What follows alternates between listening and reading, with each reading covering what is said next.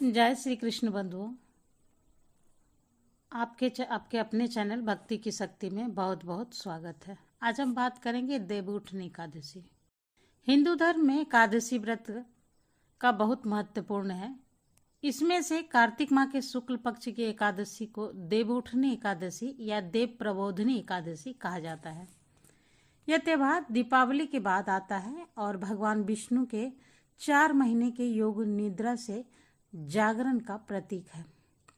माना जाता है कि सावन शुक्ल एकादशी से वे विश्राम के लिए चले जाते हैं और कार्तिक शुक्ल एकादशी पर जागते हैं।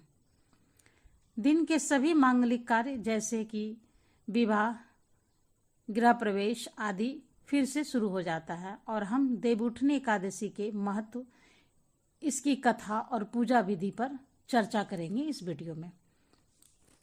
तो इस चर्चा शुरू करने से पहले मैं आप सभी से रिक्वेस्ट करूंगी कि चैनल को सब्सक्राइब कर लें, बेल आइकन को भी प्रेस कर लें ताकि आने वाली वीडियो की सारी नोटिफिकेशन आपको सबसे पहले मिल सके। तो चलिए स्टार्ट कर लेते हैं। देवउठनी एकादशी कार्तिक महीने की शुक्ल एकादशी को मनाया जाता है। धार्मिक ग्रंथों के अनुसार भगवान विष्णु चातुर्मास में क्षीर सागर में शेष नाग पर योग निद्रा लेते हैं। सावन महीने में पड़ने वाली देवशयनी एकादशी से भी सो जाते हैं और कार्तिक महीने की देवउठनी एकादशी को जागते हैं। इस दौरान 4 महीने तक सभी मांगलिक कार्य स्थगित रहते हैं क्योंकि देवता सोए रहते हैं। देवउठनी एकादशी के बाद ही विवाह, मुंडन, नामकरण जैसे शुभ कार्य प्रारंभ होते हैं। देवउठनी एकादशी व्रत रखने से पाप नष्ट होते हैं, पुण्य मिलता है और भगवान विष्णु की कृपा से मोक्ष की प्राप्ति होती है। यह दिन तुलसी विवाह का भी होता है तो कार्तिक मास की पूर्णिमा तक चलता है। कुल मिलाकर यह त्यौहार निद्रा से जागरण, अशुभ से शुभ की ओर ले जाने का प्रतीक है। तो इसका जो पूजा किया जाता है, ठीक है, उसकी विधि भी थोड़ा हम जानेंगे आगे वीडियो में। देवउठनी एकादशी की पूजा दिन से शुरू होकर शाम को पूरी होती है। इस पूजा को करने से पहले घर की सफाई करना जरूरी है। इस दिन व्रत रखने या सात्विक भोजन करने का नियम है। तो देवउठनी एकादशी में क्या क्या सामग्री लगती है वो हम पहले जान लेते हैं। देवों का छापा, मिट्टी या गोबर से भगवान विष्णु और अन्य देवताओं की आकृति बनाई जाती है। गेहूं या बाजरा लगता है, ज्यादातर गेहूं ही रखा जाता है।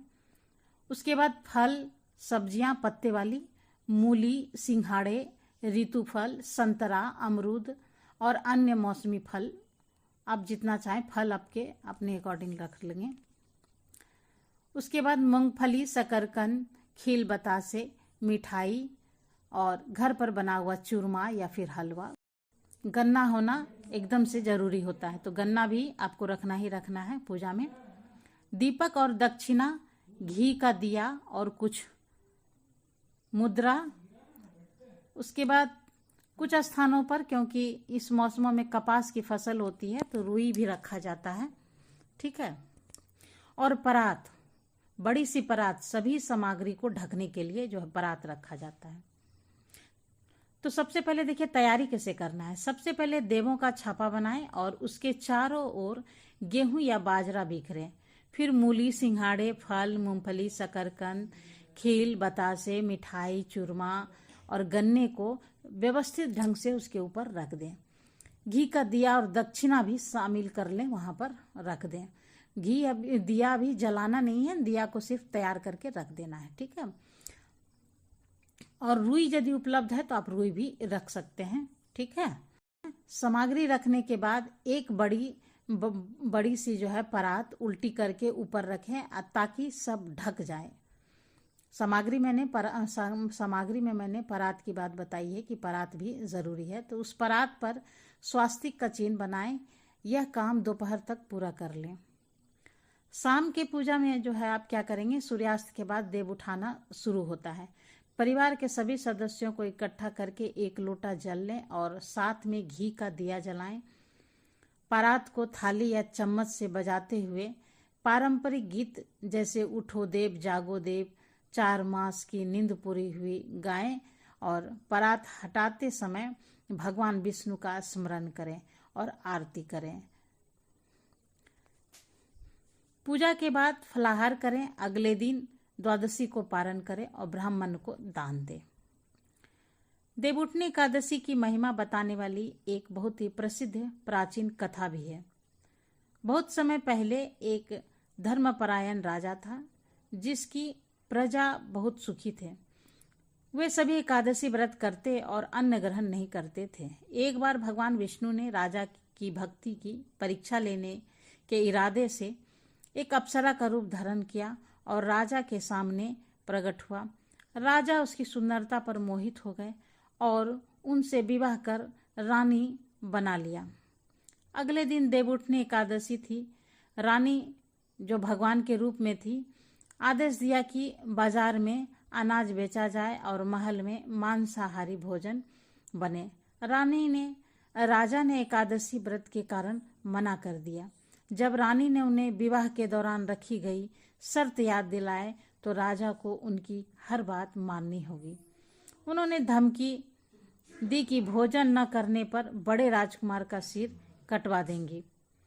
राजा धर्म संकट में फंस गए। तब बड़ी रानी ने सलाह दी कि धर्म ना छोड़ें और राजकुमार की बलि दे दें। राजकुमार भी पिता के धर्म की रक्षा के लिए अपनी बलि देने को तैयार हो गए। जैसे ही तलवार उठी, भगवान विष्णु अपनी असली रूप में प्रकट हुए और बोले, राजन, तुम परीक्षा में उत्तीर्ण हुए, तुम्हारा धर्म अटल रहा, तुम वरदान मांगो। राजा ने वरदान मांगा कि भगवान अपना आशीर्वाद सदैव बनाए रखें और उनका उद्धार करें। तभी आकाश से विमान उतरा। राजा ने अपना राज्यपुत्र और सौंपा और विमान में बैठकर वैकुंठ को चले गए। यह कथा सिखाती है कि सच्ची भक्ति कोई समझौता नहीं करती। कथा को सुनने पढ़ने से भगवान विष्णु की कृपा मिलती है, जैसे राजा को मिली। प्रार्थना की जाती है, हे विष्णु, जैसे राजा का उद्धार किया वैसे हमें मेरा भी उद्धार करें। देवउठनी एकादशी केवल एक व्रत नहीं है, क्योंकि इसके मांगलिक कार्य के द्वार खुलते हैं। पूजा विधि से शामिल मौसमी सामग्री हमें प्रकृति से जोड़ती है, जबकि कथा धर्म की रक्षा प्रेरणा देती है। इस पर्व को परिवार सहित मनाएं, व्रत रखें, कथा सुने। इससे न केवल पुण्य मिलेगा बल्कि घर में सुख समृद्धि आएगी। अब ये बात आती है कि देवउठनी एकादशी क्यों मनाई जाती है। तो इसका कारण है कि धार्मिक ग्रंथों के अनुसार भगवान विष्णु चातुर्मास में क्षीरसागर में शेषनाग पर योग निद्रा लेते हैं। सावन महीने में पड़ने वाली देवशयनी एकादशी से ही सो जाते हैं और कार्तिक महीने की देवउठनी एकादशी को जागते हैं। इस दौरान 4 महीने तक सभी मांगलिक कार्य स्थगित रहते हैं, क्योंकि देवता सोए रहते। अब बात यह है कि तुलसी विवाह देवउठनी एकादशी के दिन ही क्यों मनाई जाती है। तो भगवान विष्णु ने तुलसी को वरदान दिया था कि वह शालिग्राम के रूप में उससे विवाह करेंगे।